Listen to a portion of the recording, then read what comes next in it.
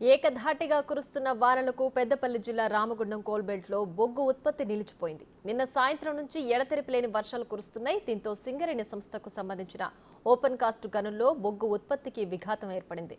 రామగుండం సింగరేణి సంస్థ పరిధిలో 4 open cast గన్లున్నాయి. రోజుకు 3 షిఫ్టుల్లో 80,000 టన్నుల బొగ్గు ఉత్పత్తి అవుతుంది.